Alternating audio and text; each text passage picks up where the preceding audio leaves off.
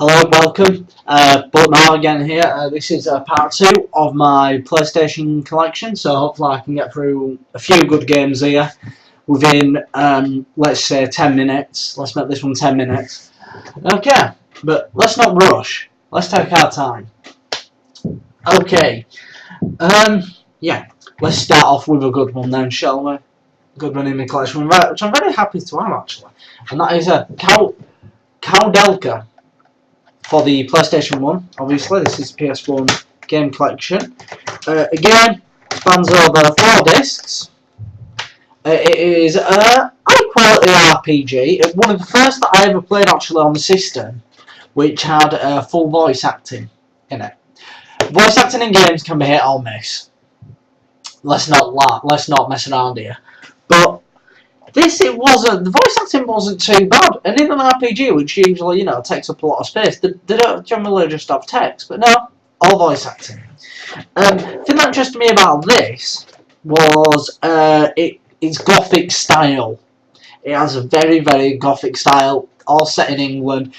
Characters, there's only 3 of them, but that's enough. They're all unique, you've got a medium, who's like your main character, that's Delca. You have Edward, who's like kind of like the gunslinger sort of person, a bit more the action type. And then you have a priest called James, and he can be used for healing, but also he's pretty good for close quarters. What's amazing about this is one of the weapons that you get is a pistol, revolver pistol. So you have to bear in mind if you're using that on your ammo consumption, because you have to pick up ammo, you can run out of ammo, and in an RPG that's pretty damn good to have actually. It gives it that bit of a survival horror feeling as well. But yeah, that is Delca for the PlayStation 1, and one of the few games actually for the system in Europe which were made by SNK. If you're interested in this, I recommend also picking up the kind of a sequel for it, and that is Shadow Hearts on the PS2. Okay, Namco went full on out with the PS1. They loved the system. They absolutely adored the system in Namco at the time. They loved it. They thought it was like the best thing ever. And I've got 3 other games here. So let's talk about the first one. Soul Blade. Commonly known as Soul Edge in the arcades. And also, I think on the Dreamcast as well, it's called Soul Edge. It came out first actually on the Dreamcast, I believe. One moment. No. Soul Blade definitely came out on this first, on the PlayStation, so I'm wrong. 3D fighter, in the vein of Tekken. I think more along the lines of Tekken 3 graphics, not Tekken 1. Runs very smoothly. You don't get a lot of slowdown in this, which is good. And it's all like weapon based as well. The interesting thing about this is you've got the adventure mode, which is pretty damn good. If you play through with every character, you can get different weapons for them, and different weapons have certain attributes and can be used for certain stuff. So you get certain weapons which are good for defending, you get some weapons which are good for attacking, you get some weapons which are all around good. And it's pretty interesting weapons, all like blades and everything. Obviously, it's all swords. The characters are pretty memorable, and again, pick this up, you can get it reasonably cheap. Okay, let's do these 2 together. I actually have all 3 of them, but for some reason the woman decided to put them both in the same case when I got them. So, Ridge Racer, and also it came with I've got the Ridge Racer disc here, and inside you've got Ridge Racer Evolution. Also got the manual for Ridge Racer here. This is a very good arcade game. Arcade style racing game.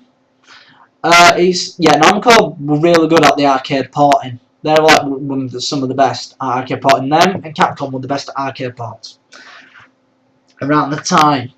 The only problem I found with Ridge Racer, it got very repetitive very fast because it's an arcade game. So you can't just do like a free cruise. You can't do a tournament. It's all, you can only race this track and you've got so long to do it and you've got to keep going through checklists. I didn't like that. system. So when they released this, they made a little bit of a yeah, a bit more of a tournament mode. So you can race over different tracks and in both directions. Loads of different weather conditions as well. They released this, the update, Ridge Racer Type 4, the third game in the series, I believe. Don't count me on that, but I do think so. And this was just an all-round update. Graphically, it's gorgeous. You have it looks better than Gran Turismo does on the system, actually, I believe. And I think the controls are slightly better. It still controls like an arcade game, not a simulator like Gran Turismo.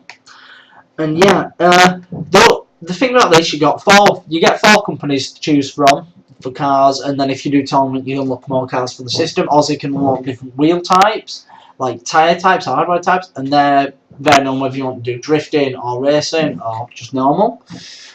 And yeah, this again you can pick up reasonably cheap. It is probably one of the best racing games on the system, to be honest. In my opinion, it's one of the best racing games on the system. Okay, let's talk about these three together. Now, in Europe, only the first one was released here in Europe. So this another time I had a PC, obviously, and I would play more PC than PlayStation at the time. But I had a PC, and there's a company called Software released this game, Armored Core 1 for the PS1, and at the time I was addicted to MechWarrior. It's the MechWarrior style game, but if you've never played them before, I recommend playing them. And bear in mind, it's kind of more like Zone of the Ender style controls.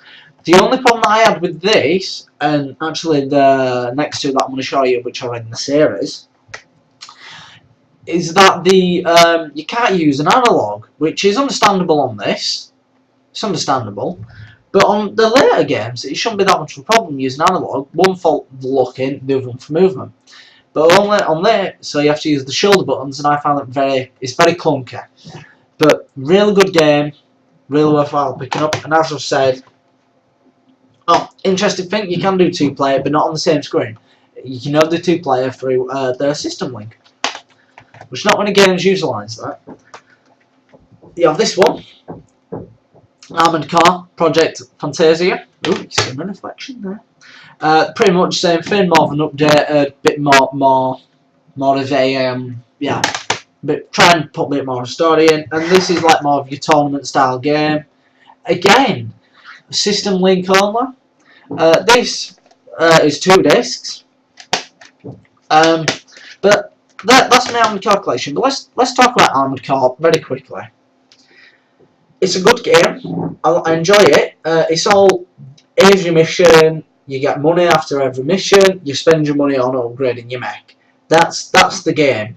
That is the game. But it's fun to play. It's a good game. It's a good high quality game. And there's so much customization involved in it that it makes replaying it so worthwhile.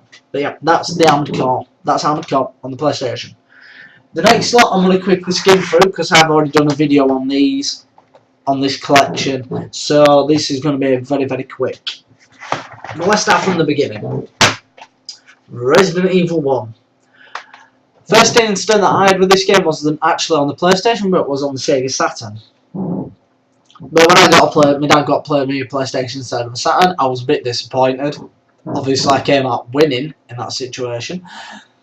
But I got this with it because I said I want Resident Evil. First instance with the survival horror genre, and it paid off quite well. It's one of the best games that I've played. It's still one of the best games. Best thing is about it, really started the survival horror genre, and this has become a franchise now, which has kind of gone downhill. So it's nice to have these old ones.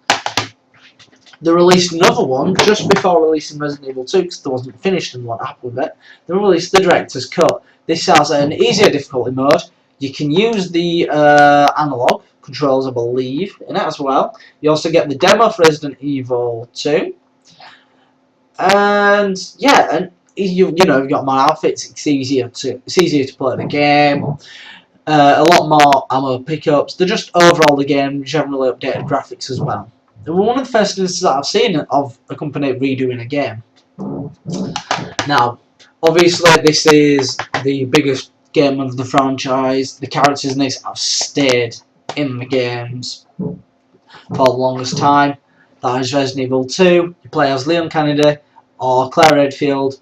You're running around the police station. It's probably one of the best ones of the series. People always say this is like the best. I have to disagree. I personally believe that Code Veronica is, but that wasn't released on the PlayStation, was it? And yeah, great story, great characters. The characters are that good that each character has had their own game. That's saying something. And the last one that I've actually got on the system is Resident Evil 3 Nemesis.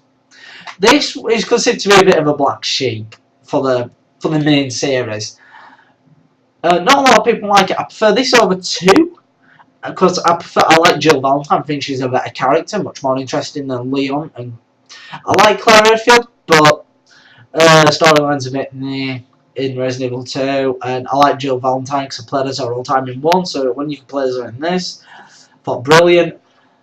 It brought around one of the best villains in gaming history, one of the most iconic monsters in gaming history, and that is the Nemesis. This motherfucker right here, sorry about my language, he comes after you like no one's business. He smashes through doors.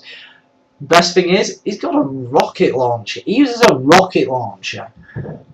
And the first time when you see him, you've played this before, he kills Brad Vickers, which is kind of a nice thing, because you wondered, how did Brad Vickers die? Because you see Brad Vickers in number 2, as the person who get the kill for the hidden outfits. But yeah, that's Resident Evil 3. As for the Resident Evil games, there was another one on the system called Resident Evil Survivor. That was the gun game. And the way that I did that, you could use the gun con as well as a pad. So you use a pad for controlling, and you use the gun to shoot, obviously. Problem is with that, it made the controls very clunky. So most people just played it with the pad only. That's because that's kind of the Survivor series is a bit of an offshoot that nobody wants to talk about and acknowledge. But yeah, about the PlayStation games. Some you can pick up reasonably cheap, and really, quite easily. Some keep value like there's no tomorrow.